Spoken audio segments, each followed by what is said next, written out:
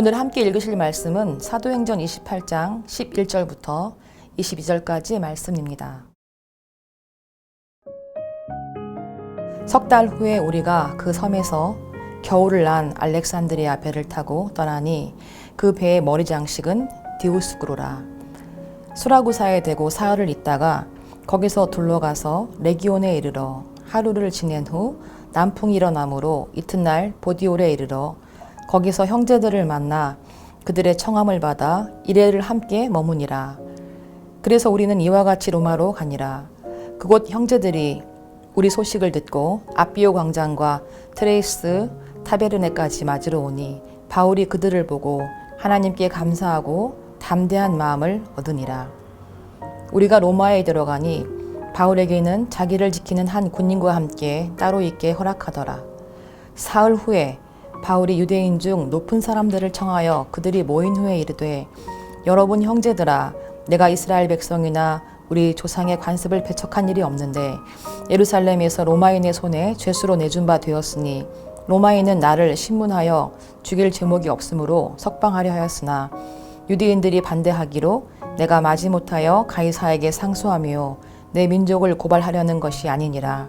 이러므로 너희를 보고 함께 이야기하려고 청하였으니 이스라엘의 소망으로 말미암아 내가 이 쇠사슬에 매인 바 되었노라. 그들이 이르되 우리가 유대에서 내게 대한 편지도 받은 일이 없고 또 형제 중 누가 와서 내게 대하여 좋지 못한 것을 전하든지 이야기한 일도 없느니라. 이에 우리가 너의 사상이 어떠한가 듣고자 하니 이 파에 대하여는 어디서든지 반대를 받는 줄 알기 때문이라 하더라. 아멘.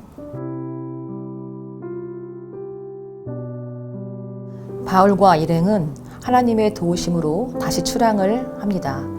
그 배의 머리 장식은 디오스구로라. 큐티는 오늘 나에게 주시는 하나님의 음성을 듣는 시간입니다. 성경의 단어와 구절은 그냥 쓰여진 것이 없습니다. 사람들은 바울에게 일어난 하나님의 이적과 기사를 목격했습니다. 독사에 물려도 죽지 않았고 수많은 병자들이 바울을 통하여 치유됨을 목격했습니다.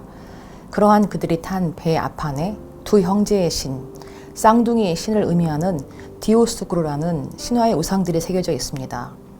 요즘 핫한 이슈 중 하나가 메타버스인데 교회를 갈 때 교회 버스를 타고 가는 게 아니라 요즘은 메타버스를 타고 갑니다. 가상을 의미하는 메타와 세상을 뜻하는 유니버스의 합성어가 메타버스입니다. 기업들은 앞을 다투어 메타버스 시장에 집중하고 있고 관련 주식들은 상한가를 치고 있습니다. 가상 공간과 현실 공간이 서로 연결되어 각기 다른 곳에서 유튜브를 통해 연결되고 있습니다. 메타버스는 우리가 발을 디디고 사는 아날로그 지구에서 온라인으로 형성된 디지털 지구로 테라포밍하는 것입니다.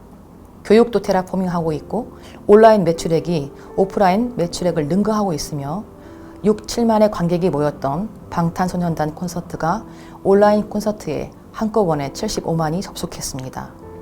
문제는 가상현실 세계로부터 정보를 습득하는 데 길들여진 세대는 오로지 감각에만 담을 수 있는 정보, 그것도 메타버스 안에서 메타적으로 조작된 정보에만 가치를 두고 의존한다는 것입니다. 굳이 초월적인 것, 기독교적인 것, 성경적인 것에 반감을 일부러 주입하지 않아도 자연스럽게 성경이 가르치는 믿음을 거부하려는 삶의 방식에 익숙해진다는 것입니다. 현재 우리가 사는 세상은 마치 디오스구로를 새긴 배와 같습니다.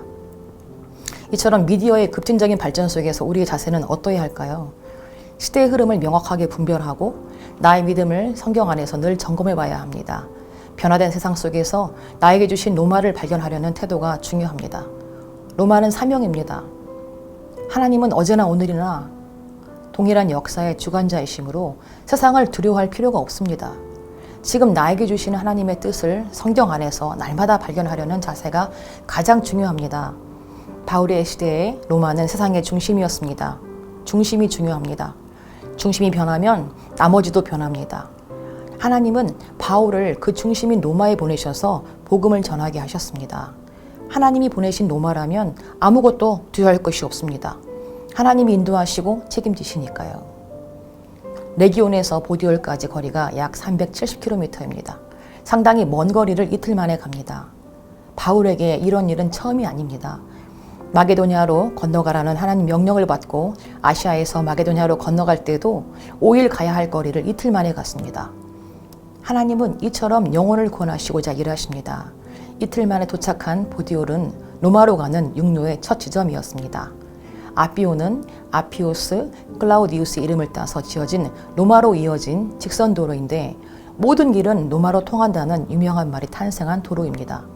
이곳은 출정식을 하거나 전쟁에서 승리한 장군들을 환영하는 세레모니가 열리던 곳입니다. 누가는 매우 특별한 단어를 사용해서 형제들이 바울을 맞이하는 마음을 나타냅니다. 마중나오다 라는 뜻의 아펜테신이라는 단어는 한 나라의 왕이나 대사, 개선장군이 왔을 때 사용하는 단어입니다. 이 단어를 사용하는 것은 죄수에 불과한 바울을 왕처럼 여기고 맞이하고 있다는 것을 의미합니다.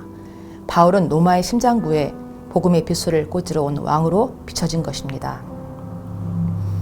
바울은 주 57년경 고린도에 머물며 로마의 편지를 써보냅니다. 그 편지가 바로 로마서입니다. 이 편지를 통해 로마의 형제들에게 복음의 진수를 전해주었고 그 결과가 지금 형제들에게서 확인되고 있는 것입니다. 로마서를 읽고 복음을 들은 제자들이 스승을 맞이하러 나온 것입니다. 한 번도 직접 그들을 가르친 적이 없지만 이미 그들은 바울의 제자요 그리스도의 제자가 되어 있었습니다. 자신의 민족인 유대인은 시기 질투하고 죽이려 하는데 얼굴도 몰랐던 로마의 형제들은 바울을 이처럼 환영하는 것입니다. 하나님의 인도하심과 그 사명에 온전히 순종한 자가 누리는 은총입니다. 하나님이 바울을 사용하셔서 구원을 이루어 가셨습니다. 바울을 통해서 세상의 심장부에 복음을 꽂았고 훗날 기독교를 핍박하던 로마가 기독교를 국교로 공인하는 놀라운 역사를 이루십니다. 우리나라에서는 삼국시대였던 시간에 로마에서는 콘스탄티우스라는 한 장군이 있었는데 일반인의 딸인 헬레나와의 하룻밤을 보내고 훗날 황제의 부마가 됩니다. 그런데 하룻밤의 일로 아들이 태어납니다.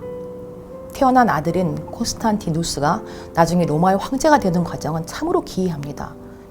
고통스러운 삶 속에서 기독교인이 된 어머니 헬레나의 영향을 받고 성장한 콘스탄티누스가 황제가 되는 중요한 싸움 전에 그리스도를 의미하는 단어를 보게 되고 그 깃발을 앞세워 전쟁에서 승리하고 로마의 황제가 됩니다. 그는 기독교의 핍박을 금지하고 국교로 공인하는 역사적인 일을 이루게 됩니다. 바울의 삶의 주어는 하나님이십니다. 하나님이 주어가 되신 인생은 두렵지 않습니다. 하나님이 살리시고 하나님이 도우시고 하나님이 원수 갚아주시고 하나님이 책임져 주시기 때문입니다. 무거운 짐을 스스로 질 필요가 없습니다. 대적에 대하여 스스로 싸울 필요도 없습니다. 죄수의 몸이든 왕의 신분이든 그런 것은 중요하지 않습니다. 하나님이 주어가 되면 순간순간 죽음과 직면한 상황 속에서도 때마다 여러 방편들을 사용하셔서 위협을 모면하게 하시고 오히려 위기 상황을 하나님의 뜻을 이루는 방편으로 사용하십니다. 기도하겠습니다. 바울에게 로마는 세상의 심장이었습니다. 하나님을 내 삶의 주어로 새기고 새로운 로마를 향한 복음의 사명자가 되기를 소망합니다. 예수님의 이름으로 기도합니다. 아멘.